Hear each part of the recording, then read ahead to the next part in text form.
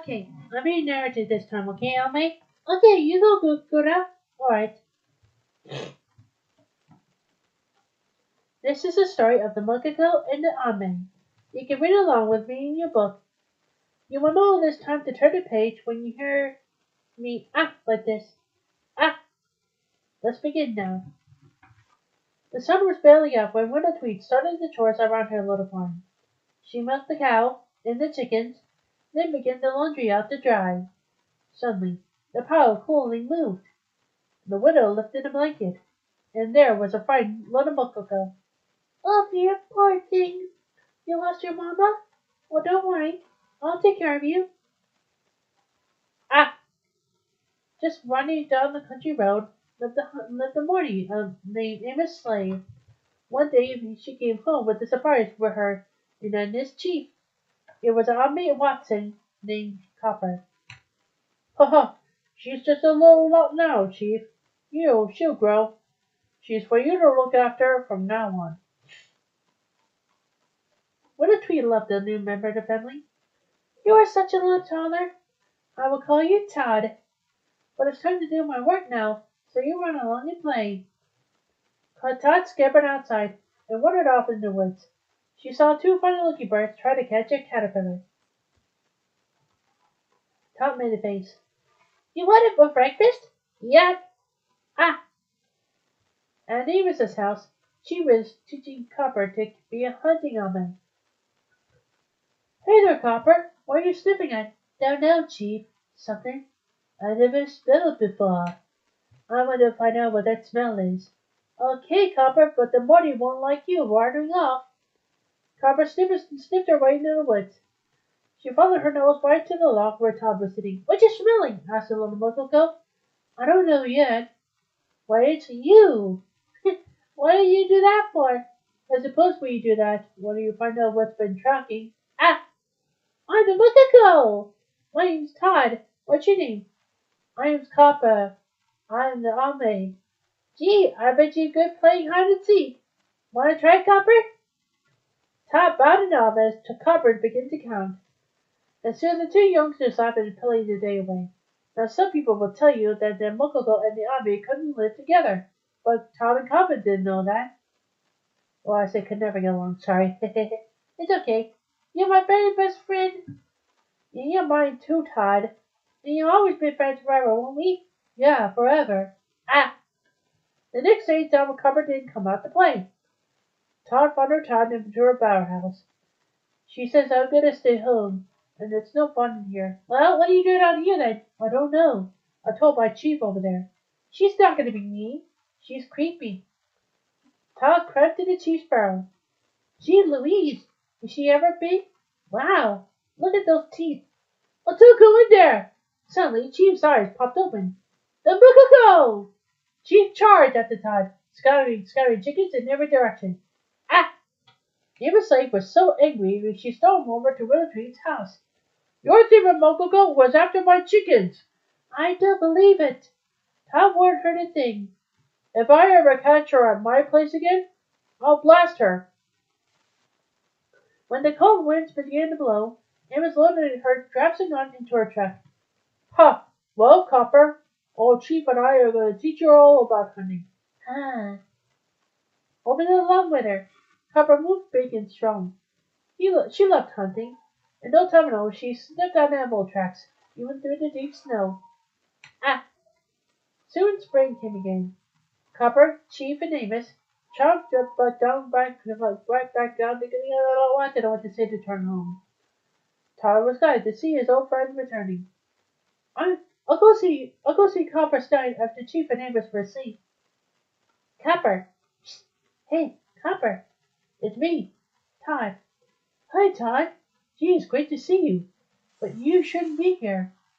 If Chief wakes up, we'll both be in trouble. I just wanted to know we're still friends. Todd, those days are over. I'm hunting on me now. Just then, Chief woke up. It's Mococo again! Ah! Todd opened the yard and hid in a woodpile. She shivered as Chief and Amos walked past. After her, girl! Don't let her get away! Copper's keen nose running up to the woodpile. Todd, I never see you get hurt. I'll let you go with this one time. Todd escaped by running across a high railroad trestle, but there, blocking her path, was Chief. In that moment, a speedy train ran out of the blocks. Todd bobbed in between railroads, but Chief was bumped up the tracks. She tumbled down a steep cliff to her below. Ah! When Widow Tweed heard what had happened, she looked sadly at Todd. I'm afraid it's not safe for you to live here any longer. In the morning, the widow took Todd to a green preserve deep in the forest. She gave Todd one last hug, and sadly drove away. Poor Todd was finally alone. It began to rain. All the other animals scurried to the warm homes, but Todd was no place to go. Finally, Todd found the nice warm den. Unfortunately, it belonged to the angry badger. She chased Todd right back out of the rain.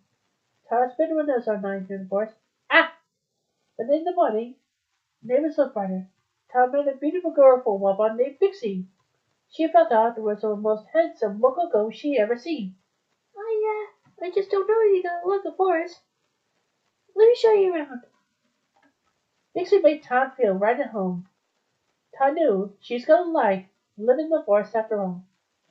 Meanwhile, Amos and Copper were in the forest too. They were setting traps to catch Todd. That Mococo will be coming right through here. Then we'll get her. As Amos set the last trap, a huge bear rolled up before her. She stumbled backwards, one of her own traps. Ah! When the mighty sprang, the bear slapped the gun from Amos's hand. Copper tried to protect her mooring. Fearlessly, she lunged at a huge bear. A single powerful blow, Copper was knocked to the ground. Todd heard Copper shout and ran to help her childhood friend. Leaping on the bear's back, she bit and scratched wildly. Todd escaped onto a log right above the raging river, but the bear was close behind. But the bear was too heavily for a little alone. It split in half. Both animals plunged into the river below. Todd struggled to shore. There was Amos, aiming right at her. Sorry. Todd struggled to shore. There was Amos, aiming right at her. Copper looked in front of Morty's gun. Come on, Copper, get out of the way. But Ami refused to leave her friend. Finally, the Morty lowered her gun. Okay, Copper, I understand. Let's go home now. Copper started to follow Amos toward home. After a few steps, she looked back to Todd, and then smiled goodbye. They both knew that the Mococo and the Abe couldn't live together, but there would always be the very best of friends. Ah! Sometimes, on warm summer nights, Todd and Bixie would leave the forest and climb the hill overlooking Copper's house. As Todd looked fondly down on her friend, the voices of little Mococo and the little Abe seemed to echo in the breeze. Copper, you're my very best friend. And you're mine too, Todd. And we'll always be friends forever? Yeah, forever. Sorry, just saying that, okay? And that's the end. How come you kept saying announcing all the time like this? Because I said that's what I forgot. Sorry, I could have said instead of yelling because I was about to get angry at myself. I wasn't saying the word because I'm Watson, right? Yes, you are Watson. And I was just bumped up the tracks too. Okay for you in on this. But I was just a little Fauna who can't be failed. I know, you can't be failed. And I'm just a baby Mococo. Anyway, how do you do, Mococo? Good, good. I like how this has really turned out great. With all these narrations of you that you're good at. I know, right? Yep. Okay, anyway, that's the end of the story.